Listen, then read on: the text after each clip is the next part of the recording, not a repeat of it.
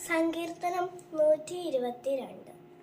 കർത്താവിൻ്റെ ആലയത്തിലേക്ക് നമുക്ക് പോകാമെന്നവർ പറഞ്ഞപ്പോൾ ഞാൻ സന്തോഷിച്ചു. ജെറുസലേമേ, ഇതാ ഞങ്ങൾ നിന്റെ കവാടത്തിനുള്ളിൽ എത്തിയിരിക്കുന്നു.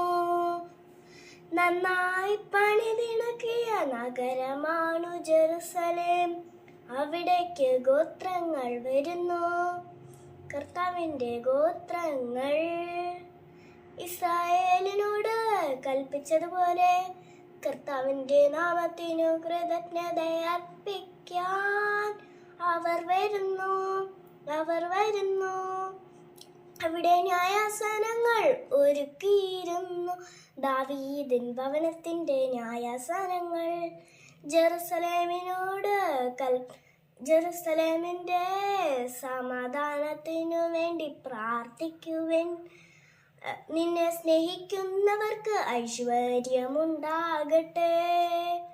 നിന്റെ മതിലുകൾക്കുള്ളിൽ സമാധാനവും നിന്റെ ഗോപുരങ്ങൾക്കുള്ളിൽ സുരക്ഷിതത്വവും ഉണ്ടാകട്ടെ.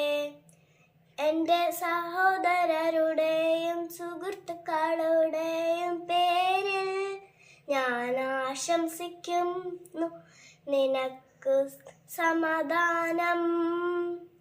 ഞങ്ങളുടെ ദൈവമായ കർത്താവിൻ്റെ ആലയത്തിന് പ്രതി ഞാൻ നന്മയ്ക്കു വേണ്ടി പ്രാർത്ഥിക്കും. Thank you.